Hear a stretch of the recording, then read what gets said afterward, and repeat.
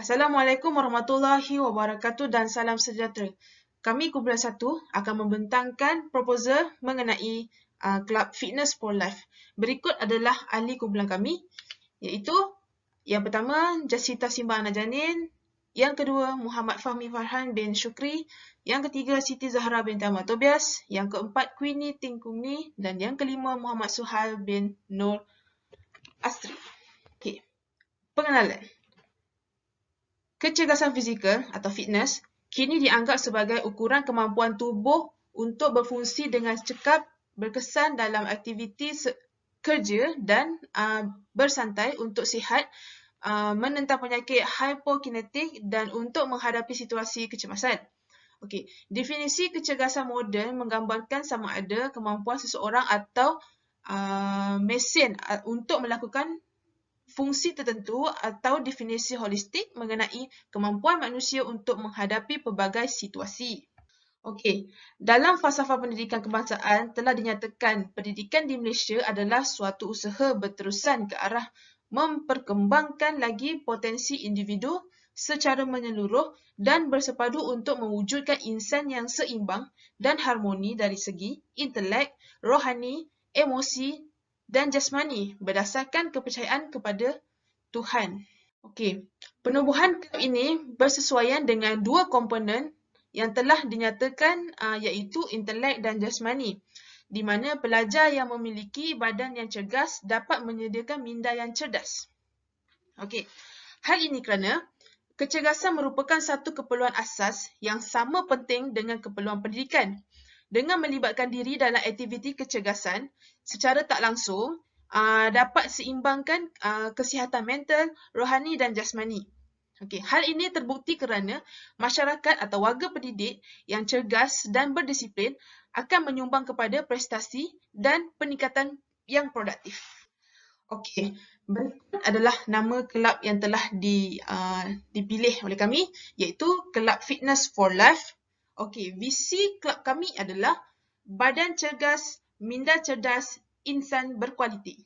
Okey, misi kelab kami ialah melestarikan falsafah pendidikan kebangsaan untuk melahirkan pelajar yang seimbang dari segi jasmani dan intelek bagi memenuhi inspirasi negara. Okey, berikut adalah logo kelab kami, iaitu Fitness for Life. Yang seterusnya analisis keperluan daripada borang soal selidik yang dilakukan. Okey, bahagian A iaitu latar belakang responden. Okey, daripada berdasarkan soal selidik yang telah dijalankan untuk bahagian A, semua responden daripada tingkatan 1, tingkatan 3, tingkatan 4 dan tingkatan 5 bagi lelaki dan perempuan mempunyai pengetahuan tentang aktiviti kecergasan, kecuali responden daripada tingkatan 2 yang mempunyai seorang yang tidak tahu tentang aktiviti kecergasan. Okey, bahagian B, pengetahuan responden mengenai aktiviti kecergasan. Nombor 1, adakah anda tahu tentang kecergasan? Jawapan dari responden, 36 orang responden telah mengetahui tentang aktiviti kecergasan. Ia meliputi 7 orang lelaki dan 29 orang perempuan yang mewakili 97.3% daripada 100%. Yang kedua, adakah anda pernah melakukan aktiviti kecergasan? 75% responden lelaki pernah melakukan aktiviti kecergasan yang mewakili 6 daripada 8 pelajar lelaki. Responden perempuan yang bilangannya adalah maksima iaitu 29 orang pelajar perempuan pernah melakukan aktiviti kecergasan dan peratusannya adalah 100%. Seterusnya, adakah anda suka akan aktiviti kecergasan? Jawapan dari responden adalah majoriti 92% daripada responden suka akan aktiviti kecergasan. Seramai 7 pelajar lelaki dan 27 pelajar perempuan. Responden yang masing-masing mewakili lelaki dan perempuan suka akan aktiviti kecergasan. Okey, seterusnya, berapa kekerapan anda melakukan aktiviti kecergasan? Sebahagian besar iaitu 56.7% responden lelaki dan perempuan melakukan aktiviti kecergasan sebanyak 3 kali dalam seminggu. Okey, nombor 5. Apakah jenis aktiviti kecergasan yang biasa anda melakukan? Jawapan dari responden adalah 63% daripada responden wanita biasanya akan melakukan aktiviti seperti berjoging. Manakala 50% daripada responden lelaki biasa akan melakukan aktiviti seperti bermain badminton. Nombor 6, adakah masyarakat di tempat tinggal anda mengamalkan aktiviti kecergasan? Okey, yang ni kita akan tengok di kawasan persekitaran rumah. Okey, jawapan dari responden adalah 62.5% daripada responden lelaki menyatakan masyarakat di tempat kelahiran mereka mengamalkan aktiviti kecergasan iaitu seramai 5 pelajar. Manakala perempuan sebanyak 96.5% menyatakan ya, ia merangkumi 28 pelajar iaitu majoriti di kawasan tempat tinggal mereka ramai yang melakukan aktiviti kecergasan. Seterusnya, berdasarkan pengetahuan anda, apakah kepentingan kecergasan? Okey, jawapan 67.5 daripada responden berkata bahawa mereka melakukan aktiviti kecergasan mampu menyihatkan tubuh. Manakala 10.8% daripada responden berkata bahawa ia mampu menghindarkan diri daripada penyakit. Nombor 3, 16.2% daripada responden mempunyai pendapat yang lain tentang kepentingan melakukan aktiviti kecergasan. 10.8% daripada responden tidak mengetahui kepentingan melakukan aktiviti kecergasan. Okey, bahagian C, pandangan tentang penumbuhan kelab Fitness for Life. Nombor 1, pada pandangan anda, adakah kelab Fitness for Life ini relevan untuk ditubuhkan di sekolah? Jawapan dari responden 86.5% daripada responden berpendapat bahawa kelab Fitness for Life adalah relevan untuk ditubuhkan di sekolah. 13.5% daripada responden mengatakan tidak. Okey, seterusnya, mengapakah anda berpandangan seperti di C1? 35.1% daripada responden menyatakan supaya dapat membantu pelajar mempunyai badan yang sihat dan otak yang cergas. 18.9% daripada responden menyatakan supaya dapat menarik minat pelajar untuk melakukan aktiviti kecergasan. Lagi 10.8% daripada responden yang tidak tahu berikutan tidak setuju untuk menubuhkan kelab Fitness for Life di sekolah. Okey, yang ketiga, mengikut cita rasa anda, bagaimanakah sesuatu kelab dapat menarik perhatian diri untuk menyertai kelab tersebut? Okey, jawapan dari responden adalah majoriti peratusan responden lelaki 62.5% dan perempuan 58.6% menunjukkan majoriti bersetuju bahawa sesuatu kelab mampu menarik minat pelajar. Okey, dengan melalui aktiviti dalam kumpulan bagi memupuk minat kerjasama dalam kumpulan. Seterusnya, pada pendapat anda, apakah aspek yang perlu ada bagi menambah baik kelab Fitness for Life? Okey, jawapannya berpandangan bahawa kelab ini relevan untuk ditubuhkan di sekolah-sekolah bagi mencapai matlamat mendidik. Yang kedua, memupuk minat semangat para pelajar untuk bergiat aktif dalam aktiviti kecergasan di samping menyihatkan tubuh badan. Yang seterusnya, memperbanyakkan aktiviti yang akan dijalankan. Seterusnya, melakukan aktiviti yang tidak membosankan dan mengadakan karnival di sekolah pada semasa aktiviti tahunan sekolah dijalankan. Okey, jadi secara keseluruhannya, dapatan kajian ni menunjukkan majoriti yang besar responden bersetuju dengan penubuhan kelab Fitness for Life ni. Jadi mereka setuju dan berpandangan bahawa kelab ni relevan ditubuhkan di sekolah-sekolah bagi mencapai matlamat mendidik dan memupuk semangat para pelajar untuk bergiat aktif dalam aktiviti kecergasan dan juga menyihatkan tubuh badan. Okey, seterusnya penyataan falsafah. Jadi penyataan falsafah bagi kelab ni merupakan satu usaha dalam membantu pelajar sentiasa mengamalkan gaya hidup sihat dan cergas agar lebih bersemangat untuk bekerja di samping memperoleh minda yang cerdas supaya mudah dalam penerimaan pembelajaran. Okey, jadi kelab ni mempunyai empat tahap konsep kurikulum. Jadi untuk konsep pertama kami menggunakan konsep melalui pendekatan teknikal saintifik. Okey, untuk yang kedua merupakan konsep reka bentuk berpusatkan masalah serta situasi kehidupan. Okey, yang ketiga merupakan konsep latihan aktiviti kecergasan ini disampaikan hanya secara asas kepada ahli kelab. Okey, yang terakhir sekali, pendidikan ini disampaikan melalui pelaksanaan mentor-mentee dan juga pelibatan aktiviti secara amali. Okey, yang pertama, konsep melalui pendekatan teknikal saintifik. Jadi secara huraian dia adalah konsep pelaksanaan ini adalah mudah kerana organisasi pengalaman pembelajaran dirancang dengan teliti terlebih dahulu sebelum kita guna pakai untuk aktiviti pengajaran dan pembelajaran.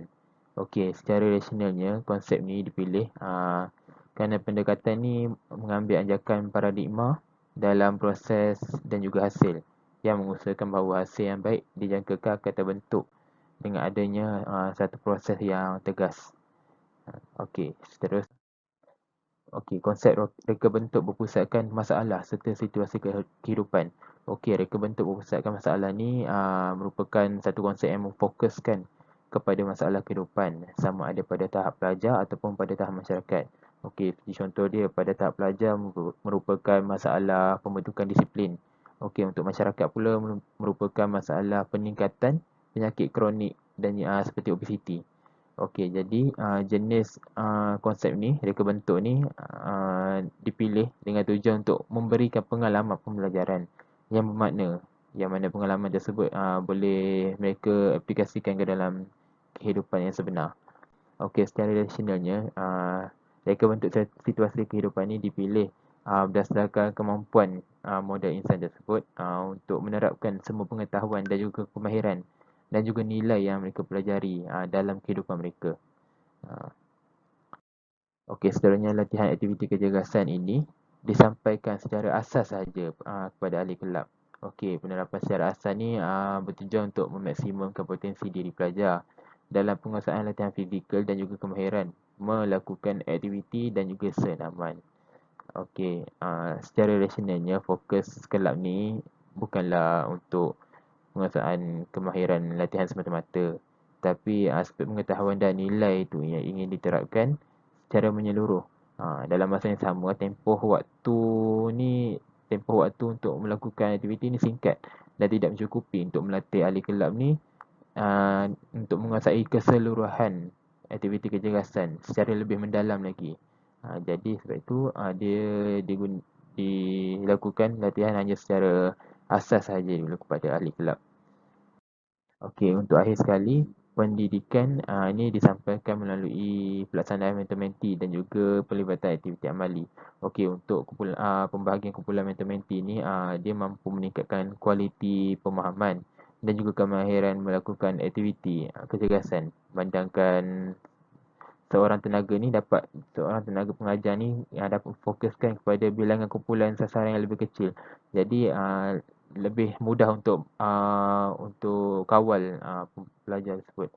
Okey, secara rasional kaedah ni sememangnya lebih efisien lah kerana pelaksanaannya secara berkumpulan memudahkan proses pendidikan kerana kuantiti sasaran dapat dikecilkan dan juga perhatian boleh difokuskan. Okey, seperti contoh kita tengok daripada camp motivasi apa semua memang mostly akan buat secara mentor-mentee iaitu pembahagian mengikut PACI group. Okey. Kelab Fitness for Life berpengalaman untuk menjadikan amalan gaya hidup sihat sebagai sesuatu budaya yang menjadi kebiasaan kepada pelajar bagi memenuhi prinsip badan sihat otak cerdas. Menurut Hassan juga, ketika seseorang berada dalam keadaan cerdas, dia tidak akan menjadi seorang yang malas dan tidak aktif. Objektif pertama bagi Kelab Fitness for Life adalah memperkenalkan budaya dan gaya hidup yang sihat kepada pelajar. Ini merangkumi 3 aspek utama iaitu aspek mental, fizikal dan sosial. Melalui kelab ini juga, pelajar diberi bimbingan dan panduan sama ada dari segi fizikal, mental atau sosial mengikut keperluan pelajar melalui aktiviti yang telah dirancang. Untuk memupuk kesedaran mengenai keperluan untuk hidup sihat secara fizikal dan mental kepada pelajar. Kewujudan teknologi canggih dan media sosial menghakis dan melalaikan pelajar mengenai amalan dan gaya hidup yang sihat. Kesan daripada itu, ramai pelajar terkesan akibat budaya dan amalan yang tidak sihat. Ini menjadikan tubuh badan mereka lemah, lesu, tidak bermaya, menjadikan malas dan tidak bersemangat di sekolah. Pengalaman pembelajaran dalam kelab Fitness for Life. Pengetahuan didefinisikan sebagai mengetahui, kepandaian dan kebijaksanaan. Kemahiran pula didefinisikan sebagai kecekapan dan kepandaian melakukan sesuatu. Nilai pula adalah suatu standard yang agak berkekalan dari aspek masa atau pengertian yang. Bagi isi kandungan pengalaman pembelajaran, yang pertama adalah pengenalan kepada budaya dan amalan gaya hidup yang sihat. Tujuannya adalah untuk memupuk kesedaran mengenai keperluan untuk sihat secara fizikal, mental dan sosial kepada pelajar. Adalah pengetahuan mengenai budaya dan amalan gaya hidup yang sihat dari aspek fizikal, mental dan sosial. Aspek fizikal merujuk kepada aktiviti fizikal, senaman dan pemakanan. Aspek mental pula merujuk kepada keadaan mental yang stabil dan tidak terjejas daripada permasalahan yang timbul atau tekanan perasaan dan sebagainya sebagai contoh. Aspek sosial pula merujuk kepada pergaulan pelajar dengan rakan-rakan dan masyarakat. Pergaulan yang sihat akan memberi pengaruh yang positif kepada pelajar. Sebaliknya, pergaulan yang tidak baik akan menimbulkan pelbagai kesan negatif. Pengetahuan mengenai langkah keselamatan dan rawatan dalam budaya dan amalan gaya hidup yang sihat. Dari aspek fizikal, langkah keselamatan dibagi pada dua, iaitu semasa melakukan aktiviti fizikal atau senaman dan pengambilan makanan. Contohnya, aktiviti fizikal, langkah-langkah yang perlu dilakukan semasa kecemasan dari segi pemakanan, diet yang seimbang, yang sihat dan sesuai dengan diri individu. Dari segi mental pula merujuk kepada kepekaan ahli kelab terhadap simptom-simptom penyakit mental dan rawatan yang diperlukan. Ini boleh diperhatikan sama ada kepada diri sendiri atau sosial pula. Langkah rawatan bagi mereka mempunyai masalah sosial seperti pergaulan bebas, penyalahgunaan dada, vandalism, gangsterism akan dihantar ke pusat pemulihan dan mendapatkan nasihat kaunseling dan sebagainya sebagai langkah rawatan. Bagi aspek kemahiran juga terbahagi kepada tiga, iaitu kemahiran komunikasi dan kepimpinan dalam amalan dan gaya hidup yang sihat. Kedua, kemahiran mengamalkan budaya dan amalan gaya hidup yang sihat dari aspek fizikal, mental dan sosial. Ketiga adalah kemahiran keselamatan dan rawatan dalam budaya dan amalan gaya hidup yang sihat. Nilai menghargai kesihatan dan kesejahteraan fizikal, mental dan sosial, menghargai diri, nilai muhasabah diri, prihatin dan melindungi diri. Untuk aktiviti pengajaran dan pembelajaran kelab kami telah menyediakan 12 aktiviti. Untuk aktiviti pertama adalah sesi taruh. Dan ini untuk akan mengenalkan kelab Fitness for Life dan semua ahli dan guru akan saling mengenali pada masa itu. Dan dalam aktiviti sesi taruh ni juga akan ada satu sesi lantik AJK. Untuk aktiviti kedua adalah mentor mentee dan tajuknya adalah untuk mengenalkan asas kecergasan fizikal dan berasaskan kesihatan. Seterusnya aktiviti ketiga adalah mentor meeting dan tajuknya asas kecergasan fizikal berasaskan lakuan motor. Untuk aktiviti keempat adalah mentor meeting dan tajuknya senaman aerobik. Seterusnya aktiviti kelima adalah mentor meeting dan tajuknya adalah senaman anaerobik. Untuk aktiviti keenam adalah satu ceramah dan tajuk untuk ceramah ini adalah The Importance of Healthy Lifestyle. Seterusnya aktiviti ketujuh adalah satu sesi latihan dan latihan litar sama juga dengan circuit training. Untuk aktiviti 8 adalah latihan kekuatan otot dengan alatan atau machine. Aktiviti ke-9 adalah satu sesi lawatan dan guru akan membawa pelajar dan lawatan ke gimnasium institusi sukan negara. Seterusnya aktiviti ke-10 adalah mentor meeting dan tajuknya pemakanan sihat. Seterusnya aktiviti ke-11 adalah pertandingan antara kumpulan.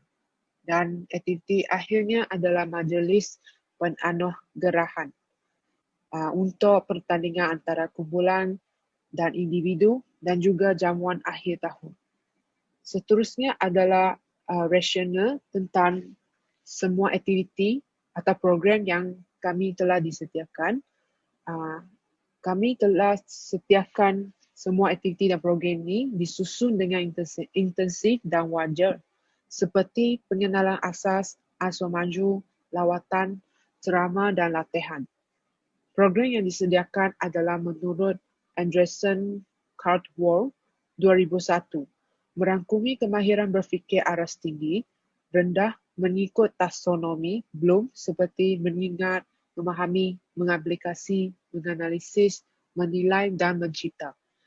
Seterusnya, dengan adanya organisasi yang teratur ini, ia dapat menarik minat pelajar untuk menyertai dan meningkatkan mutu nama sekolah dengan sekolah yang lain.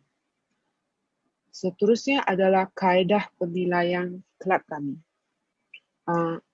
Pertamanya, kita akan sediakan 20% markah untuk kehadiran penuh pelajar. Seterusnya adalah 50%, dan 50% ini adalah untuk pelibatan ahli kelab dalam setiap aktiviti minggu kelab dan aktiviti sekolah. Dalam 50% ini telah membahagikan dalam dua komponen, di mana dua part untuk 25%, dia akan untuk dilakukan suatu aktiviti dalam kelas seperti penerangan awal berkaitan kelab.